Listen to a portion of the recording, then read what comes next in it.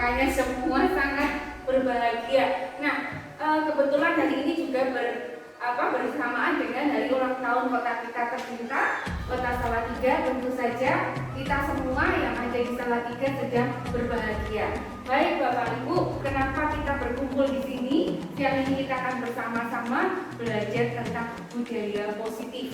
Nah, apa itu budaya positif? Kita akan mulai melihat bersama-sama, belajar bersama-sama di kelas ini. Bapak Ibu sabun siap? Siap. Baik, terima kasih. Kita akan tetap bersemangat untuk 1 jam ke depan.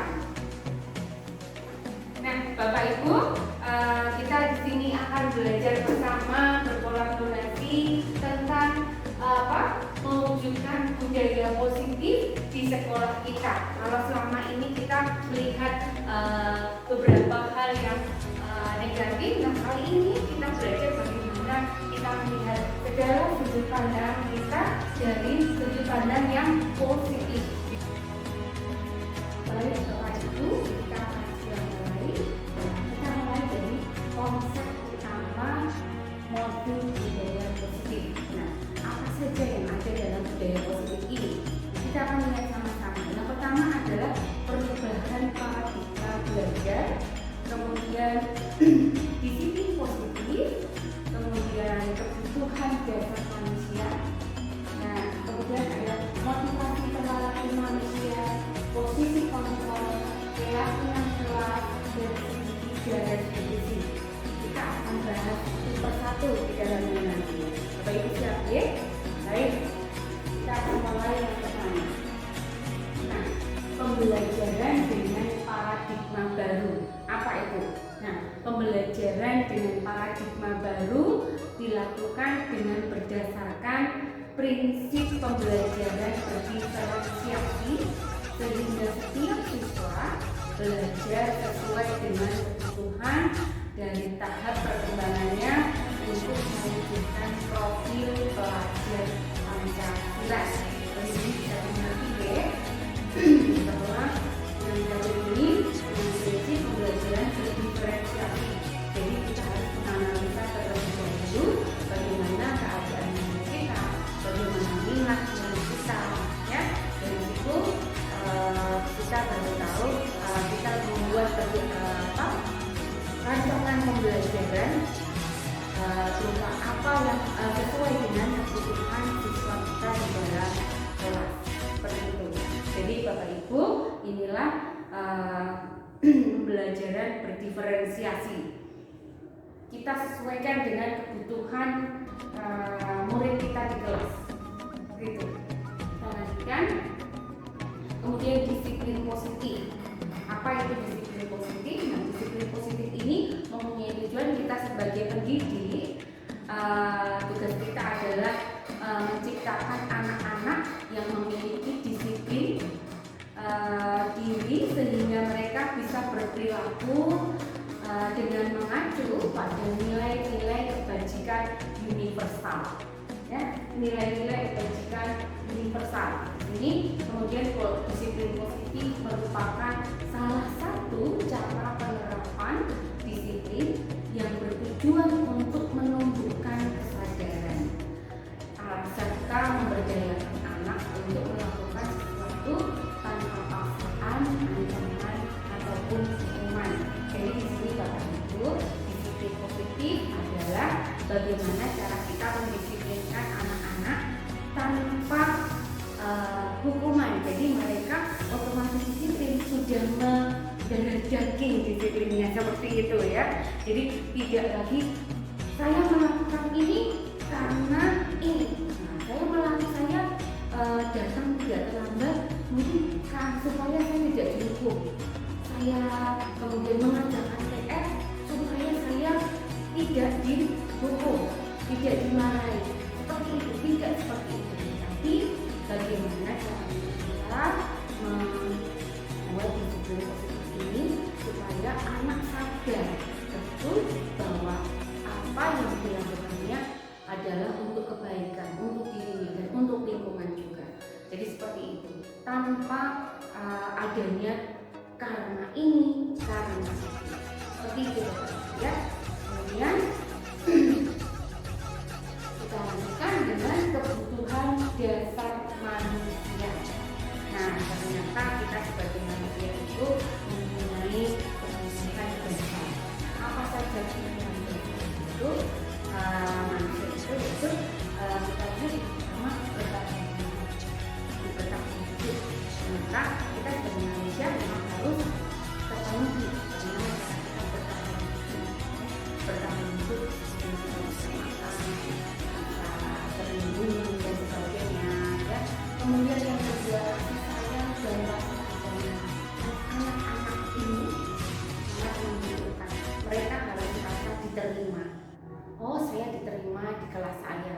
saya diterima oleh Bapak Ibu guru saya diterima oleh lingkungan saya.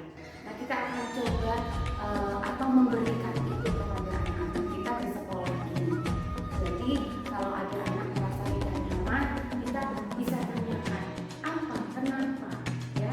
Sebenarnya kita bisa tunjukkan sebagai guru bagaimana sikap kita supaya anak itu sebenarnya kita terima, kita sayang sehingga dia nyaman belajar di sini.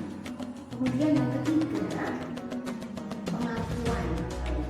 Nah, pengakuan ini juga merupakan 5 dasar bagian dari kebutuhan dasar manusia. Pengakuan siapa? Aku. Nah, di antara teman-temanku, siapa aku? Di antara guruku.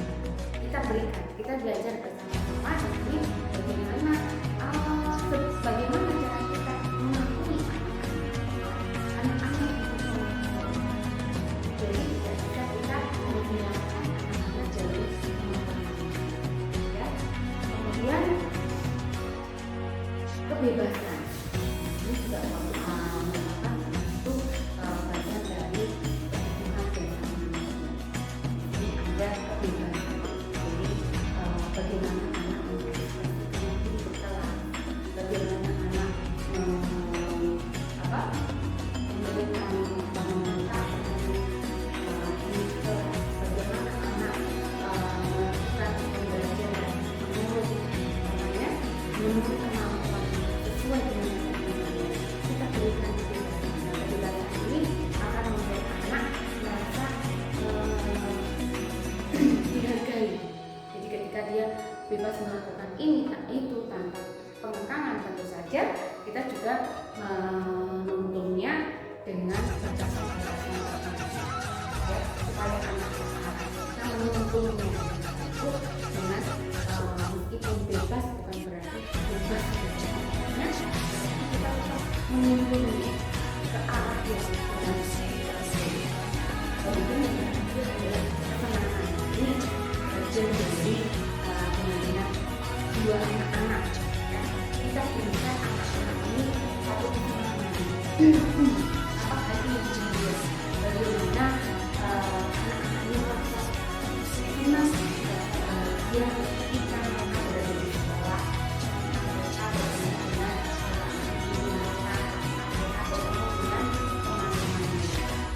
mereka merasa senang, mereka merasa bahagia. Nah, dengan begitu proses belajar mereka pun saya yakin akan jauh lebih baik karena mereka terpenuhi 5 dasar kebutuhannya tersebut, yaitu kita lihat sama-sama bertahan hidup, kemudian kasih sayang dan rasa diterima, kemudian pengakuan, kemudian kebebasan, dan yang terakhir kesenangan. Nah, kelima kebutuhan dasar manusia tersebut memang idealnya bisa kita berikan, terutama karena posisi kita di sekolah, maka kita berusaha semaksimal mungkin bagaimana kita memenuhi kebutuhan 5 dasar kebutuhan mereka itu selama mereka berada di sekolah. Seperti itu Bapak Ibu. Nah, kita akan lanjutkan berikutnya. Nah, di sini ada motivasi perilaku manusia. Nah, di sini ada motivasi. Kenapa manusia melakukan sesuatu? Nah, kita lihat nih, dorongan yang timbul pada diri seseorang secara sadar atau tidak sadar untuk melakukan suatu tindakan dengan tujuan tertentu. Itulah yang disebut motivasi. Nah, Bapak Ibu, Ibu-ibu berada di sini ini pasti punya motivasi tertentu. Kenapa Bapak Ibu berada di sini? Saya yakin Bapak Ibu punya motivasi tertentu kenapa mau datang ke tempat ini, mendengarkan diseminasi saya, kemudian mendengarkan bersama-sama, belajar bersama saya di sini. Nah, saya yakin pasti Bapak Ibu punya motivasi tertentu. Dan saya yakin motivasinya baik ya. Cuma apa? Nah, motivasi itu ada bermacam-macam Ibu-ibu. Kita lihat, yang pertama menghindari ketidaknyamanan dan dukungan. Yang kedua, untuk mendapatkan imbalan. Dan yang ketiga, untuk menjadi orang yang mereka inginkan dan menghargai diri sendiri dengan nilai-nilai yang mereka percaya. Nah, di sini kita coba kupas Bapak Ibu. Yang pertama, murid melakukan disiplin diri karena takut dihukum. Jadi ternyata murid ini memiliki motivasi melakukan sesuatu karena takut dihukum. Ya, jadi dia berupaya semaksimal mungkin bagaimana caranya supaya aku tidak dihukum. Nah, itulah motivasinya. Kemudian yang kedua, imbalan. Dari murid melakukan disiplin diri karena ia menginginkan imbalan. Ya, motivasi ini satu tingkat di atas motivasi yang pertama tadi. Jadi takut dihukum. Nah, sekarang supaya dapat imbalan apa? Berarti aku harus rajin. Nah, seperti itu. Tapi dia mengandalkan imbalan. Coba kalau nggak ada imbalan, bagaimana Bapak Ibu? Pikirkan coba, kita telah misalkan tidak ada imbalan, berarti dia tidak akan melakukan ya. Seperti itu. Kemudian yang ketiga, menjadi orang yang mereka inginkan. Murid melakukan disiplin diri karena sadar akan nilai kebajikan. Ini adalah motivasi yang membuat seseorang memiliki disiplin positif. Nah, inilah poin yang akan kita kejar. Jadi kita berusaha murid-murid kita mendisiplinkan murid kita dengan menyadarkan bahwa disiplin positif itu sangat penting. Jadi murid-murid, anak-anak melakukan segala sesuatunya di sini jadi atas dasar kesadaran. Oh, aku datang ke sekolah supaya aku pintar. Aku datang ke sekolah supaya aku bisa meraih cita-citaku tanpa embel-embel tertentu. Baik, kemudian berikutnya adalah kita akan melihat bagaimana murid-murid kita nantinya. Nah, kalau kita sudah mengerti bahwa murid-murid kita dapat melakukan disiplin positif dengan kesadaran penuh dari diri mereka, maka segala sesuatu akan berjalan dengan baik. Bapak Ibu, begitu ya. Jadi tanpa disuruh, tanpa diberi hadiah, tanpa embel-embel apapun, dengan begitu murid anak-anak akan melakukan segala kewajibannya. Jadi tanpa apapun. Jadi dia merasa, oh memang aku harus melakukan ini untuk kebaikanku. Seperti itu Bapak Ibu. Kita lanjutkan. Nah, konsep disiplin dengan identitas gagal. Nah, identitas gagal ini di sini ada dua, yaitu hukuman dan penghargaan. Nah, apabila konsepnya menggunakan hukuman, maka kita lihat ini akan menyakitkan. Jelas, hukuman itu menyakitkan. Yang kedua, tidak nyaman. Ya. Yang ketiga, murid takut. Ya, takut. Kemudian karena dihukum dia merasa takut. Kemudian memaksa. Kemudian murid menyembunyikan kesalahan, murid menjadi rendah diri, dan pada akhirnya apabila sering dihukum, maka murid akan merasa rendah diri. Jadi dia tidak bisa muncul lagi, atau mungkin dia marah. Banyak sekali kejadian ketika murid dimarahi gurunya, dia menjadi marah dan membakar sekolahnya, atau mungkin menyakiti gurunya. Seperti itu. Kemudian dengan penghargaan, hal ini juga tidak efektif ternyata Bapak Ibu. Kenapa? Kita lihat, dia melakukan sesuatu hanya karena menginginkan sebuah penghargaan. Ya, ini merusak hubungan. Kemudian apabila penghargaan itu dihentikan, maka hubungannya bisa tidak baik. Dia merasa, loh kok penghargaanku dihentikan, maka dia tidak lagi melakukan hal-hal tersebut. Kemudian mematikan kreativitas, menghukum dengan sistem ranking, ya, merampas hak menghargai dirinya. Seperti itu Bapak Ibu. Jadi kita bisa lihat sama-sama ternyata penghargaan pun merupakan satu konsep disiplin dengan identitas yang gagal. Jadi tidak ada lagi sekarang yang menentukan ranking berapa, aku ranking berapa, kamu ranking berapa, ya, tidak ada. Jadi itu akan mematikan anak karena itu benar-benar tidak efektif.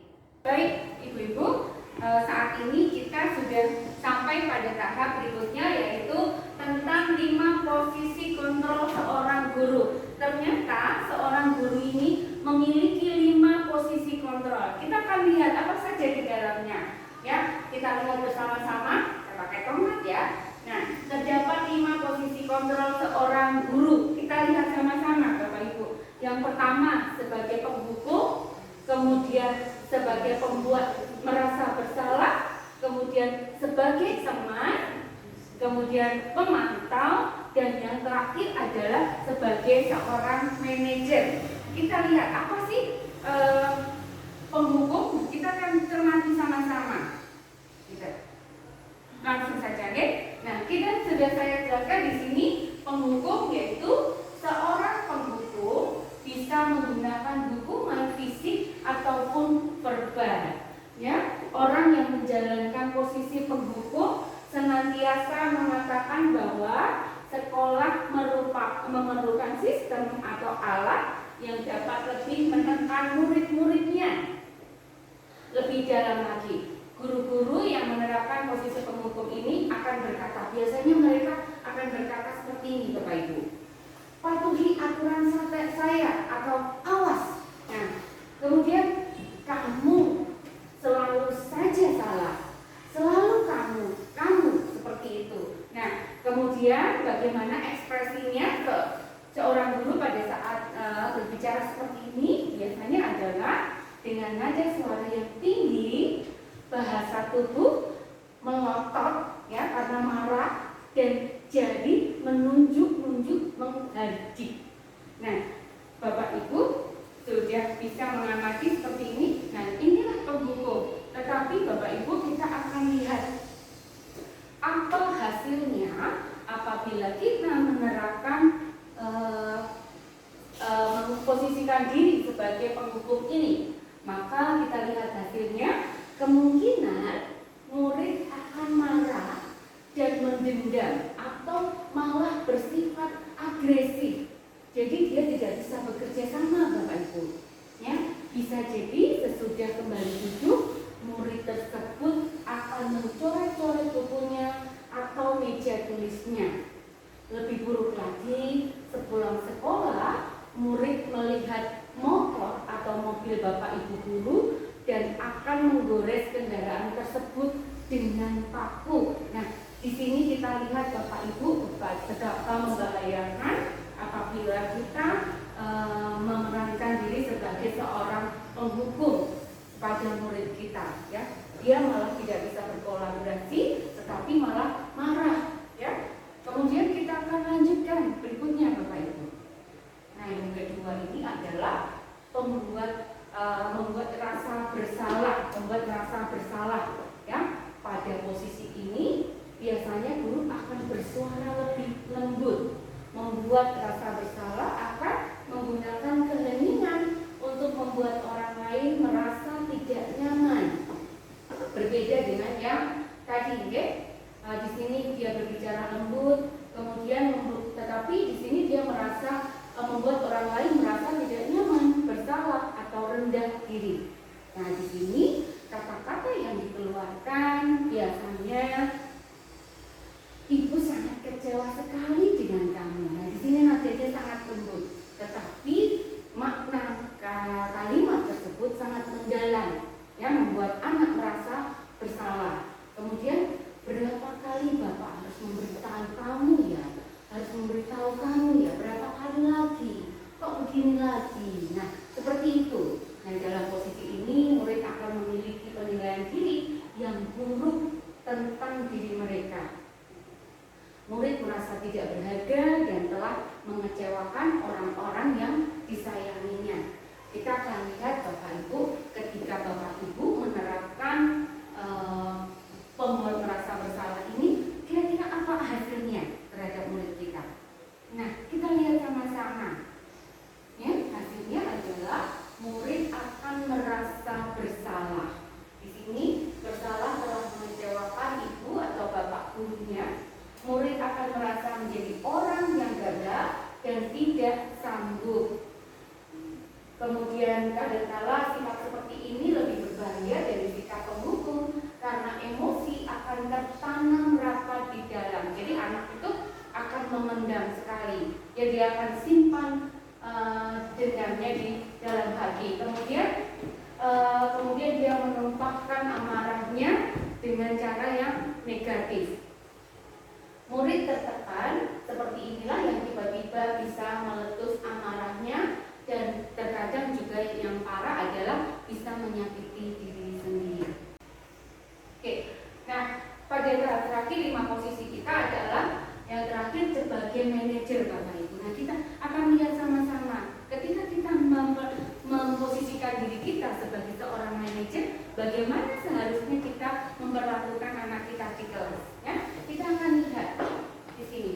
Posisi terakhir sebagai manajer adalah di mana guru berbuat sesuatu bersama dengan murid, mempersilahkan murid mempertanggungjawabkan perilakunya, ya, mendukung murid agar dapat menemukan solusi akan permasalahannya sendiri. Nah, di sini seorang manajer telah memiliki keterampilan di posisi teman maupun pemantau. Dengan demikian bisa jadi di waktu-waktu tertentu kembali kepada kedua posisi tersebut bila diperlukan. Seperti itu Bapak Ibu. Jadi kemudian biasanya seorang manajer ini akan mengatakan kepada muridnya seperti ini. Apa yang kita yakini? Apakah kamu meyakini ini? Kembali ke keyakinan yang telah diyakini selama ini. Nah, dengan begitu murid akan mencoba kembali melihat apa yang telah diyakini di dalam kelas tersebut tanpa merasa bersalah atau merasa dihukum. Begitu ya Bapak Ibu. Kemudian di sini adalah pada posisi manajer, maka guru suaranya akan tulus, tidak lagi dengan nada yang sangat tinggi atau marah, tapi dengan suara yang sopan, kemudian suara yang halus, kemudian suara yang sangat bersahabat, sehingga dengan demikian murid akan dengan mudah mengungkapkan apa isi hatinya. Seperti Bapak Ibu. Nah, baik Bapak Ibu, kali ini kita sampai pada yang namanya segitiga restitusi. Apa itu segitiga restitusi? Nah, saya sudah mencoba mempraktikannya di kelas saya. Ada 2 anak yang bermasalah, dan di situ saya selesaikan menggunakan segitiga restitusi tersebut. Nah, lebih jelasnya saya akan memaparkan apa itu segitiga restitusi. Mari kita lihat sama-sama. Baik.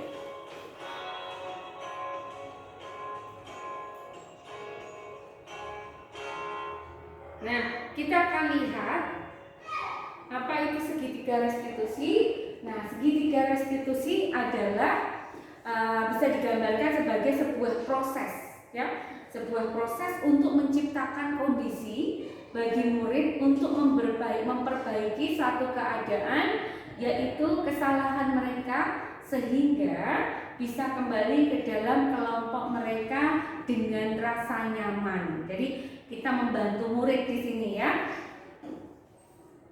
Kemudian tahapan-tahapan apa saja yang ada dalam segitiga restitusi, yaitu di sini kita bisa lihat validasi. Yang pertama adalah menstabilkan identitas, yang kedua validasi tindakan yang salah, dan yang ketiga menanyakan keyakinan. Kita akan bahas satu persatu apa itu. Nah, menstabilkan identitas yaitu bagian di mana menjelaskan bahwa membuat kesalahan adalah bagian dari proses. Jadi bagian dasar dari segitiga bertujuan untuk mengubah identitas anak dari orang yang gagal karena melakukan kesalahan menjadi orang yang sukses. Berikutnya, kemudian berdasarkan prinsip bahwa setiap tindakan yang dilakukan memiliki satu tujuan, yaitu memenuhi kebutuhan dasar. Kemudian validasi tindakan yang salah ini bertujuan untuk menemukan cara-cara efektif untuk memenuhi kebutuhan dasar manusia. Nah, berikutnya adalah menanyakan keyakinan. Ini langkah terakhir, berdasarkan nilai-nilai kebajikan yang orang percaya dan berpindah dan menjadi orang yang dia inginkan, dan juga kehidupan yang dia inginkan. Ya. Menanyakan keyakinan ini bertujuan untuk mengubah stimulus respon menjadi posisi kontrol. Seperti ini. Nah, pada kasus pertama ini ada murid saya bernama Azhar seringkali melakukan kekerasan fisik terhadap teman sekelas seperti menendang, mencubit, mendorong, sehingga beberapa teman pernah kesakitan dan takut akan bermain bersama. Kita akan lihat sama-sama. Kemudian mendorong teman-temannya ketika bermain. Nah, silakan lihat. Kemarin Hana teman kita nangis didorong Azhar waktu bermain kelas. Betul ya? Betul sekali. Oke, nah baik Azhar, kita akan coba ini ya, melihat apa sih sebenarnya permasalahan yang ada. Itu ya. Nah,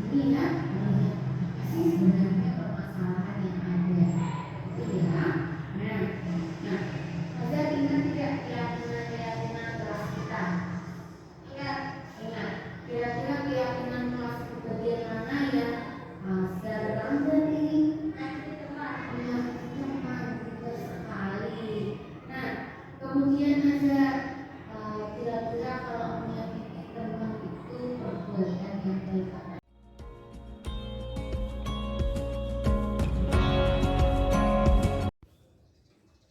Oke, halo Azhar, gimana kabarnya? Baik, Bu. Baik, terima kasih. Azhar, sudah makan hari ini? Sudah sarapan ya? Baik. Nah, kali ini kita akan berbincang sebentar. Nah, ya, Nah, Azhar, kemarin Bu Yuda dengar dari teman-teman ini. Teman-teman melapor ke Bu Yuda, katanya Azhar sering ini ya, menendang, kemudian mencubit, kemudian mendorong teman-temannya ketika bermain. Nah, bahkan kemarin Hana teman kita nangis gara-gara didorong Azhar waktu bermain di kelas. Betul nggak? Betul sekali. Oke, nah baik Azhar. Nah, kita akan coba ini ya, melihat apa sih sebenarnya permasalahan yang ada. Itu ya. Nah, Azhar ingat tidak keyakinan kelas kita? Ingat. Kira-kira keyakinan kelas bagian mana yang Azhar langgar ini? Menyakiti teman, pintar sekali. Nah, kemudian Azhar, kira-kira kalau menyakiti teman itu perbuatan yang baik apa tidak? Tidak, ya, pinter. Nah, tapi di sini bisa melihat melakukan sebuah kesalahan itu adalah satu hal yang wajar, tidak apa-apa, ya. Tidak ada manusia yang sempurna. Nah, seperti yang Bu Yuda pernah lakukan juga ketika kecil. Bu Yuda juga terkadang melakukan salah.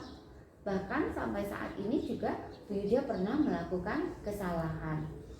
Tapi tidak apa-apa.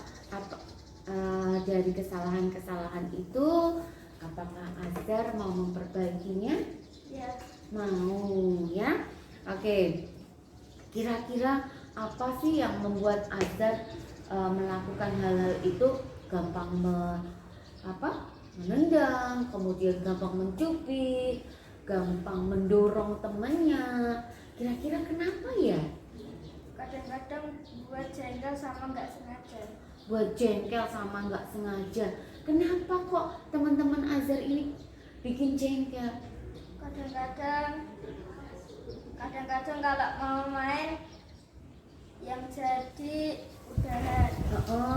Terus apa lagi? Sama kalau mau jajan minta dijajain. Oh gitu ya. Jadi kalau giliran jadi pada waktu main gitu, oh sudah yuk gitu. Azhar jengkel, kemudian ditendang gitu ya.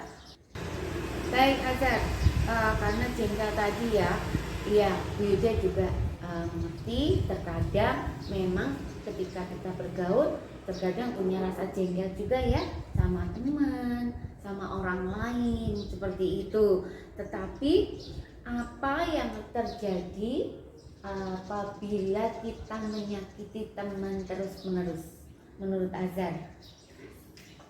Ditakuti. Oh, Azhar jadi ditakuti teman ya, jadi nggak punya teman dong. Ya, kira-kira apalagi akibatnya kalau ada teman tiba-tiba ditendang, dicubit, didorong gitu? Kira-kira apa yang bisa kemungkinan terjadi? Cedera, pintar. Kalau cedera mereka kira-kira kesakitan nggak ya?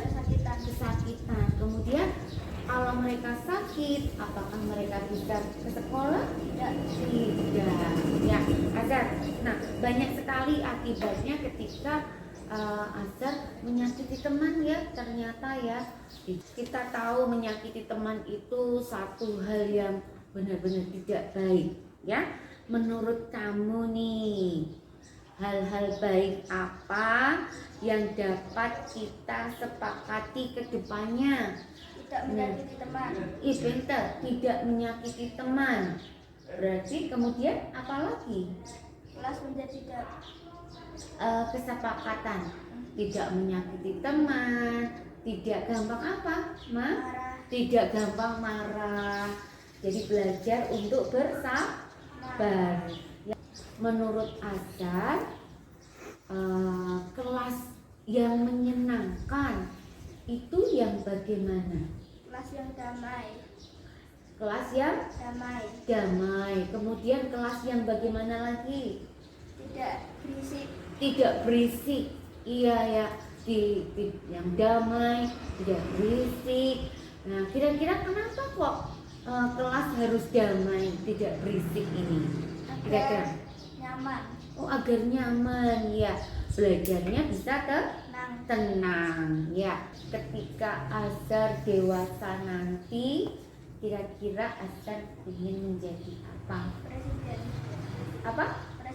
Presiden. Kenapa Azhar ingin menjadi seorang presiden? Agar negara semakin maju. Pintar sekali, kamu hebat sekali ya. Agar negara bisa menjadi semakin maju. Kemudian kalau ingin menjadi seorang presiden, berarti apa saja yang harus dipersiapkan Azhar ya? Bertanggung jawab. Apalagi nak? Menjaga negara agar menjadi makmur. Iya, menjaga negara agar menjadi makmur. Iya, kira-kira persiapannya bertanggung jawab, belajar lebih giat, kemudian menjadi anak yang hebat dari sekarang. Begitu ya Azhar. Terima kasih sudah ngobrol hari ini sama Bu Yuda. Nah, Bu Yuda, dari perbicaraan kita hari ini, kita sudah tahu apa permasalahannya dan bagaimana penyelesaiannya. Ya, berarti Azhar harus semakin apa? Sabar. Berarti Azhar tidak boleh gampang memukul, tidak boleh gampang menendang, apalagi mendorong ya. Baik Azhar, sudah cukup pembicaraan kita hari ini. Bu Yuda berharap besok pagi Azhar tidak lagi melakukan hal-hal yang menyakiti teman. Gitu ya. Baik, kita akan kembali ke kelas. Terima kasih Azhar, kamu anak yang hebat. Sama-sama Bu. Iya.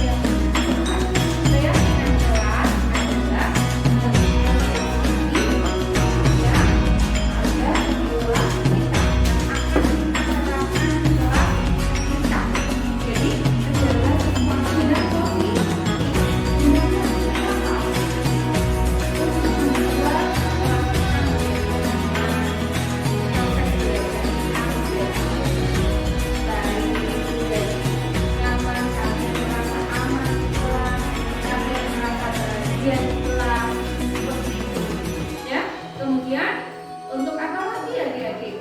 Supaya kelasnya berjalan dengan tertib. Ya. Nah, untuk pertama-tama kita akan bertanya dulu. Hal-hal positif apa yang kalian inginkan untuk kelas kalian? Hal-hal positif apa yang kalian inginkan untuk kelas kalian? Bagaimana kelas yang kalian inginkan? Oke, apalagi? Baik. Nyaman, apalagi? Apa? Oh, senang. Apalagi? Apa bahagia? Apalagi? Ya. Apa yang kalian inginkan ada di kelas ini?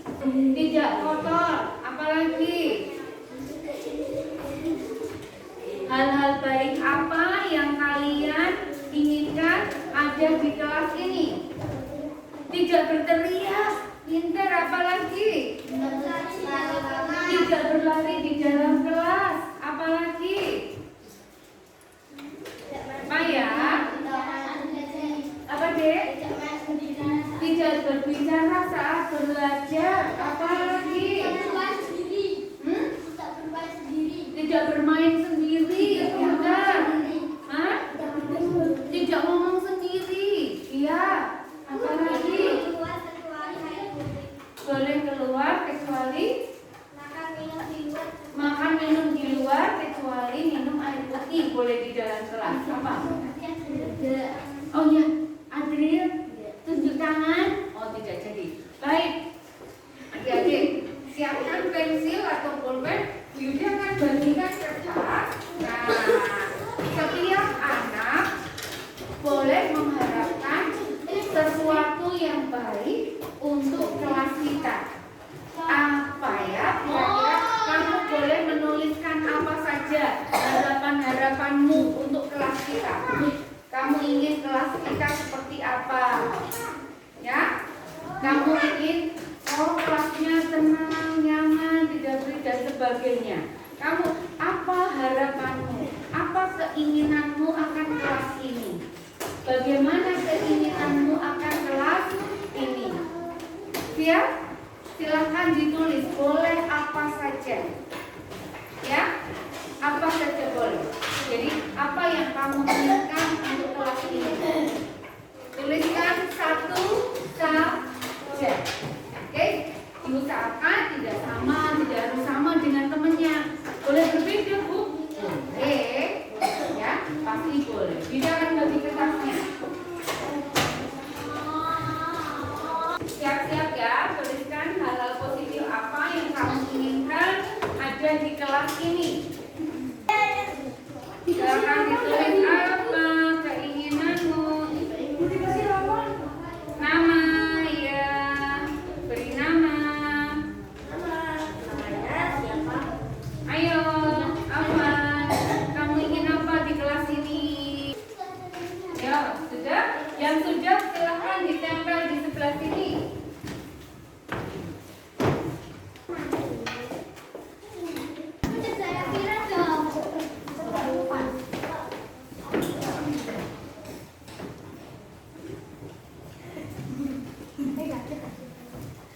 Yo, sebelahnya juga boleh.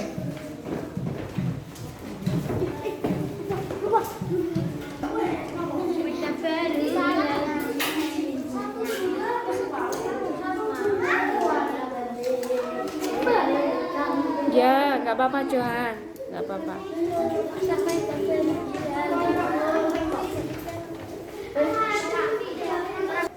Nah, oke.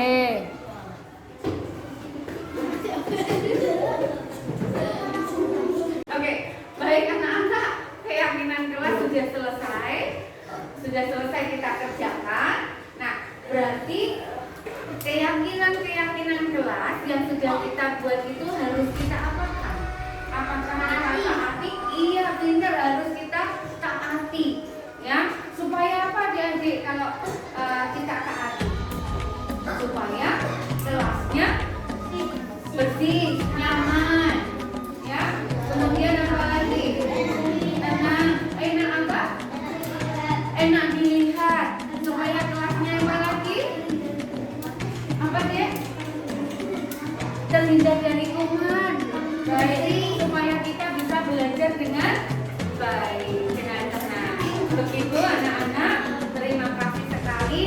sudah membuat keyakinan kelas ya. Semoga keyakinan kelas ini bisa kita jalankan dengan sebaik-baiknya. Terima kasih.